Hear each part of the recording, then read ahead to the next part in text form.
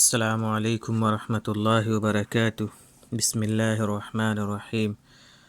صحیح بخاری حدیث نمبر 4647۔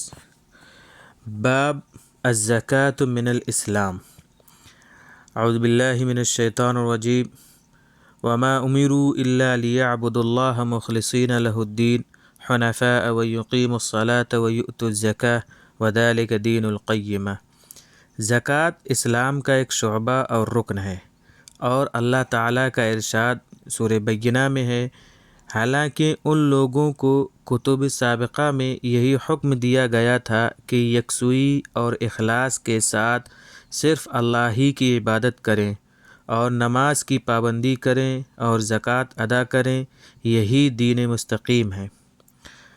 وبه حدثنا قال حدثنا اسماعیل قال حدثني مالك بن انس عن امه ابي سهيل بن مالك عن ابيه انه سمع طلحة بن عبيد الله يقول جاء رجل الى رسول الله صلى الله عليه وسلم من اهل نجد ثائر الرأس يسمع دوي صوته ولا يفقه ما يقول حتى دنا فإذا هو يسأل عن الإسلام فقال رسول الله صلى الله عليه وسلم 5 صلوات في اليوم والليل فقال هل علي غيرها قال لا إلا أن تطوع قال رسول الله صلى الله عليه وسلم وصيام رمضان قال هل علي غيره قال لا إلا أن تطوع قال وذكر له رسول الله صلى الله عليه وسلم الزكاة قال هل علي غيرها قال لا إلا أن تطوع قال فأدبر الرجل وهو يقول والله لا أزيد على هذا ولا أنقص قال رسول الله صلى الله عليه وسلم أفلح إن صدق أفلح إن صدق۔ حضرت طلحہ بن عبید اللہ رحمہ اللہ فرماتے ہیں کہ ایک شخص نجد والوں میں سے رسول اللہ صلی اللہ علیہ وسلم کی خدمت میں حاضر ہوا، پراگندہ سر یعنی اس کے بال بکھرے ہوئے تھے۔ ہم اس کے آواز کی گنگناہٹ سنتے تھے اور اس کی بات سمجھ میں نہیں آتی تھی، یہاں تک کہ وہ نزدیک آ گیا۔ جب معلوم ہوا کہ وہ اسلام کے بارے میں دریافت کر رہا ہے تو رسول اللہ صلی اللہ علیہ وسلم نے فرمایا دن اور رات میں 5 نمازیں فرض ہیں۔ اس نے کہا کیا اس کے علاوہ بھی کوئی نماز مجھ پر فرض ہے؟ آپ صلی اللہ علیہ وسلم نے فرمایا نہیں، مگر یہ کہ تم نفل پڑھو۔ طلحہ رضی اللہ عنہ کہتے ہیں کہ رسول اللہ صلی اللہ علیہ وسلم نے فرمایا اور رمضان کے روزے فرض ہیں۔ اس نے کہا کیا اس کے علاوہ بھی مجھ پر روزہ ہے؟ آپ صلی اللہ علیہ وسلم نے فرمایا نہیں، مگر یہ کہ تم نفل روزے رکھو۔ حضرت طلحہ رضی اللہ عنہ کہتے ہیں کہ رسول اللہ صلی اللہ علیہ وسلم نے اس سے زکوٰۃ بھی بیان کیا۔ اس نے کہا کیا اس کے علاوہ بھی کوئی صدقہ میرے ذمے ہے؟ آپ صلی اللہ علیہ وسلم نے فرمایا نہیں، مگر یہ کہ تم نفلی صدقہ دینا چاہو۔ راوی کا بیان ہے کہ وہ پیٹھ پھیر کر یہ کہتا ہوا چلا کہ خدا کی قسم نہ اس پر بڑھاؤں گا اور نہ گھٹاؤں گا۔ رسول اللہ صلی اللہ علیہ وسلم نے فرمایا اگر اس نے سچ کہا تو کامیاب ہو گیا۔ جاء رجل سے مراد نجد والوں میں سے ایک شخص حضرت صلی اللہ علیہ وسلم کے پاس آیا۔ عرب کے بلند حصے کو نجد کہتے ہیں اور پست حصے کو تہامہ اور وسط حصے کو حجاز کہتے ہیں۔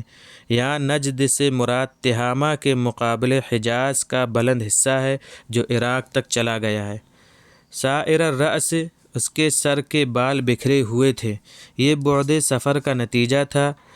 اس روایت سے یہ معلوم ہوا کہ اگر طالب علم کو علم حاصل کرنے کے لیے دور دراز کا سفر کرنا پڑے تو اس میں تأمل اور توقف نہیں کرنا چاہیے۔ اس آنے والے اور سوال کرنے والے نجدی کے بارے میں محدثین کرام کے اقوال مختلف ہیں۔ قاضی عیاض اور ابن بطال رحمہ اللہ کی رائے یہ ہے کہ نجدی شخص زمام بن ثعلبہ رضی اللہ عنہ ہیں۔ محدثین اعظام و ائمہ حدیث کی ایک جماعت اس سے متفق نہیں ہے، چنانچہ علامہ قرطبی، حافظ عسقلانی، علامہ عینی اور حضرت علامہ انور شاہ کشمیری رحمہم اللہ فرماتے ہیں کہ وہ زمام نہیں ہیں۔ دویون لغوی معنی ہیں مکھی کی بھنبھناہٹ۔ یہاں بدوی کے گنگنانے کی وجہ یہ ہے کہ یہ ایک قوم کے نمائندہ تھے۔ اپنی ذمہ داری کو محسوس کرتے ہوئے اپنے ان سوالات کو حضور اقدس صلی اللہ علیہ وسلم کی خدمت میں پیش کرنا تھا۔ ان کو اپنی زبان پر دہرا رہے تھے تاکہ گفتگو کرتے وقت کسی لغزش کی نوبت نہ آئے۔ خمس صلوات فی الیوم واللیل، حضور صلی اللہ علیہ وسلم نے فرمایا کہ دن و رات میں 5 نمازیں فرض ہیں۔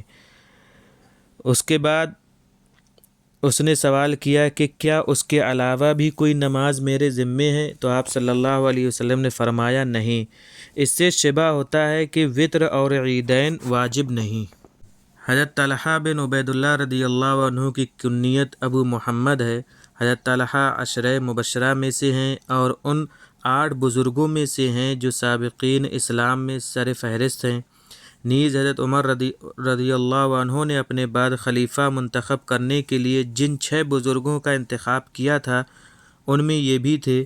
10 جمادی الاولیٰ 36 ہجری کی افسوسناک جنگ جمل میں کسی طرف سے ایک تیر لگا اور شہید ہو گئے۔ شہادت کے وقت عمر مبارک 64 یا 63 یا 58 سال کی تھی۔ ان سے کل 38 حدیثیں مروی ہیں۔ 2 حدیثوں پر شیخین متفق ہیں اور 2 روایتوں میں امام بخاری اور 3 میں مسلم منفرد ہیں، یعنی بخاری شریف میں ان کی کل 4 حدیثیں ہیں اور مسلم میں 5 ہیں۔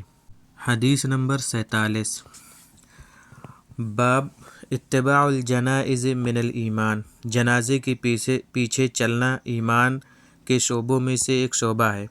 وبه حدثنا قال حدثنا احمد بن عبد الله بن علي المنجوفي قال حدثنا روح قال حدثنا عوف عن الحسن ومحمد عن ابي هريرة ان رسول الله صلى الله عليه وسلم قال من اتبع جنازة مسلم ایمانا واحتسابا وكان معه حتى يصلى عليها ويفرغ من دفنها فإنه يرجع من الأجر بقراطين كل قراط مثل أحد ومن صلى عليها ثم رجع قبل أن تدفن فإنه يرجع بقراط تابعه عثمان المؤذن قال حدثنا عوف عن محمد عن ابی ہریرہ عن النبی صلی اللہ علیہ وسلم نحوہ۔ حضرت ابو ہریرہ رضی اللہ عنہ سے روایت ہے کہ رسول اللہ صلی اللہ علیہ وسلم نے فرمایا کہ جو شخص ایمان کی حالت میں ثواب کی نیت سے کسی مسلمان کے جنازے کے پیچھے چلے اور نماز اور دفن سے فراغت تک اس کے ساتھ رہے تو وہ 2 قیراط ثواب کے ساتھ لوٹے گا۔ ہر قیراط احد پہاڑ کے برابر ہے۔ اور جو شخص صرف جنازے پر نماز پڑھ کر دفن کرنے سے پہلے واپس ہو جائے تو وہ 1 قیراط ثواب لے کر لوٹے گا۔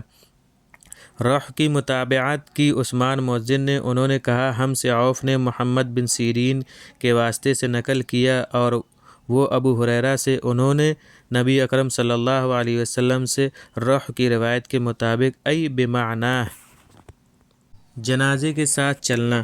اس میں بحث ہے احناف اور شوافی کے نزدیک۔ حضرت شوافی کہتے ہیں کہ میت کے ساتھ آگے چلنا چاہیے کیونکہ ساتھ جانے والے گویا سفارشی ہیں، اور حضرات احناف کہتے ہیں کہ میت کے ساتھ پیچھے چلنا افضل ہے۔ اس اختلاف کا تعلق جنازہ اٹھانے والوں سے نہیں بلکہ جنازے کے ساتھ چلنے والوں سے ہے۔ ایماناً واحتساباً، ایمان رکھ کر اور ثواب کی نیت سے، یعنی یہ دونوں چیزیں کسی مسلمان کے جنازے کے ساتھ چلنے کے باعث محرک بنے، محض رسم و رواج یا خاندانی تعلق کی بنا پر نہ ہو جیسا کہ آج کل عموماً ہوا کرتا ہے۔ نحوہ سے امام بخاری یہ فرق بتانا چاہتے ہیں کہ میری روایت باللفظ ہے اور عثمان مؤذن کی روایت بالمعنی ہے، اس لیے بجائے مثلہ کے نحوہ سے تعبیر کیا گیا ہے۔ یہ تھی ہماری آج کی 2 حدیثیں۔ انشاءاللہ ہم اگلی حدیثیں لے کر آپ سے پھر ملیں گے۔ السلام علیکم ورحمۃ اللہ وبرکاتہ۔